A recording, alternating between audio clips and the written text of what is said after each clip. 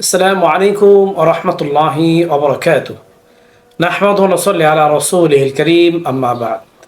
প্রিয় দর্শক শ্রোতা ভাই বোনেরা, আপনারা যেখান থেকে আমাদের এই ইসলামিক অনুষ্ঠান দেখছেন, সবাইকে এএফকে চ্যানেল ও মার্কাজুল উলুম ফাতোয়া সেন্টার, জয়নাবাড়ি, হামায়তপুর, সাভার, ঢাকার পক্ষ থেকে জানাচ্ছি অসংখ্য ধন্যবাদ।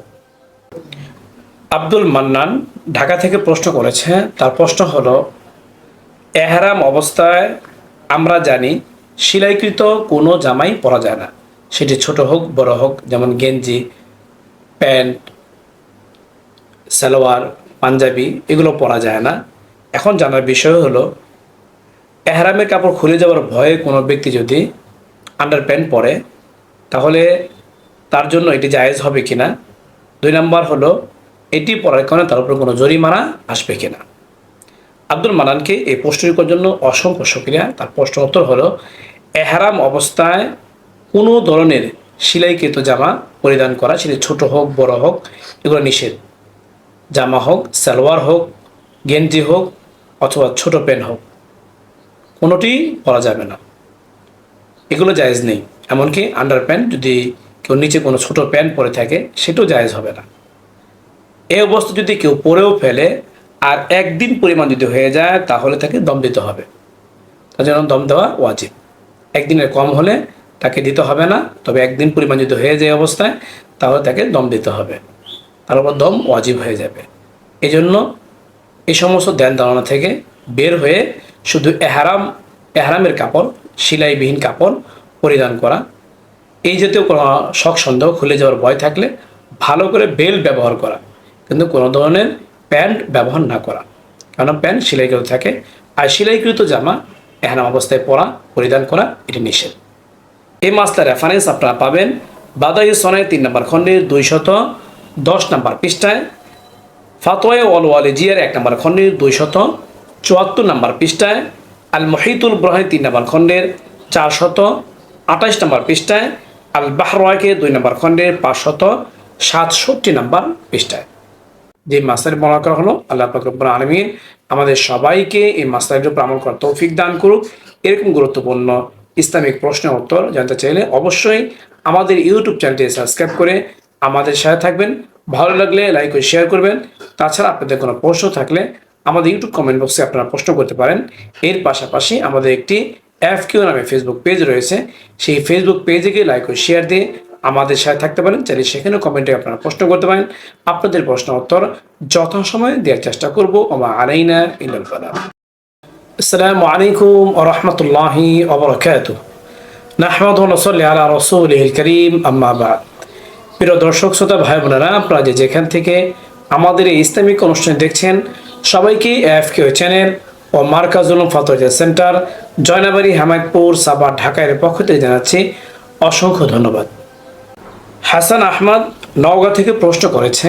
তার প্রশ্ন হলো, কোনো ব্যক্তির কাছে যদি নগদ টাকা পয়সা না থাকে, তবে এই পরিমাণ জমি আছে, যে পরিমাণ জমি তার প্রয়োজনের অতিরিক্ত, তাহলে সেক্ষেত্রে প্রয়োজনের অতিরিক্ত জমি বিক্রি করে হজ আদায় করা এটি ফরজ কিনা, বিষয়টি জানালে অনেক অনেক উপকৃত হব।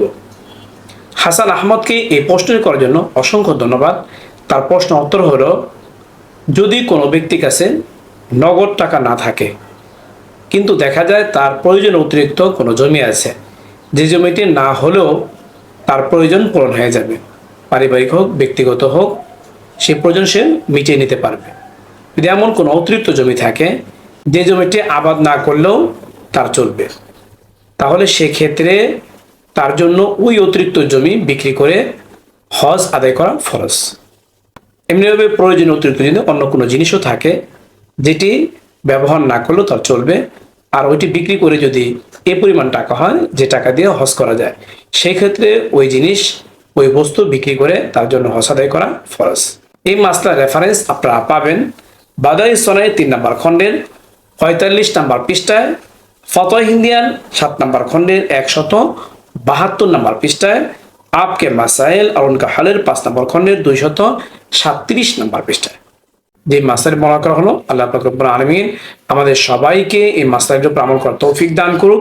এরকম গুরুত্বপূর্ণ ইসলামিক প্রশ্নের উত্তর জানতে চাইলে অবশ্যই আমাদের ইউটিউব চ্যানেলটি সাবস্ক্রাইব করে আমাদের সাথে থাকবেন।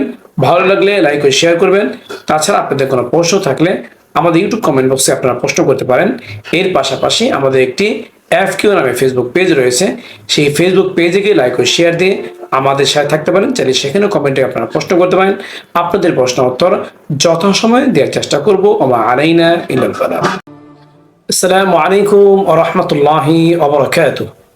নাহমাদুহু ওয়া নুসাল্লি আলা রাসূলিহিল কারীম, আম্মা বা'দ।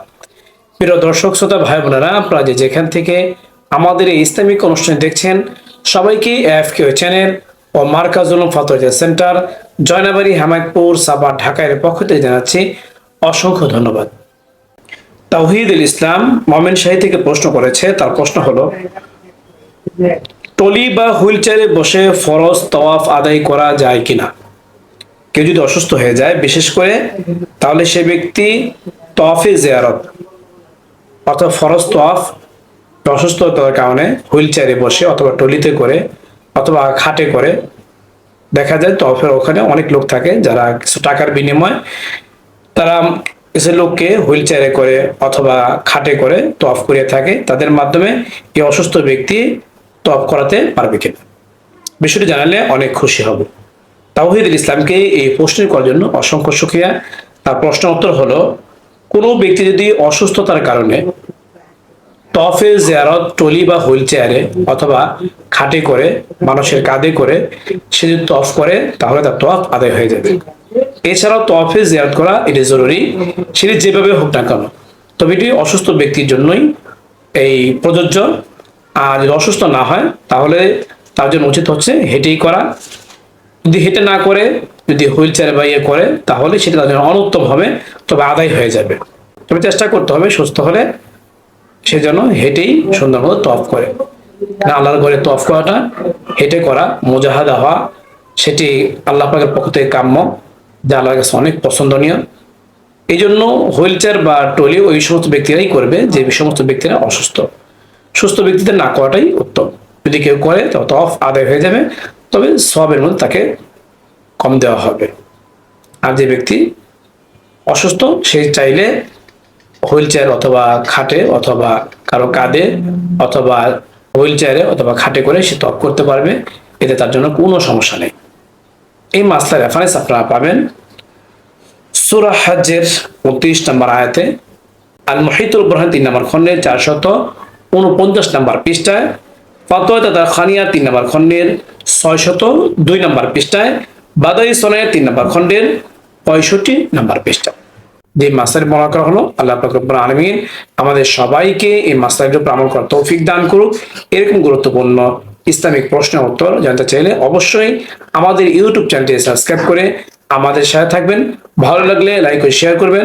তাছাড়া আপনাদের কোনো প্রশ্ন থাকলে আমাদের ইউটিউব কমেন্ট বক্সে আপনারা প্রশ্ন করতে পারেন। এর পাশাপাশি আমাদের একটি FQ নামে ফেসবুক পেজ রয়েছে, সেই ফেসবুক পেজে গিয়ে লাইক ও শেয়ার দিয়ে আমাদের সাথে থাকতে পারেন। চাইলে সেখানেও কমেন্টে আপনারা প্রশ্ন করতে পারেন। আপনাদের প্রশ্ন উত্তর যথাসময়ে দেওয়ার চেষ্টা করব। ওমা আলাইনা ইল্লাল বালাগ।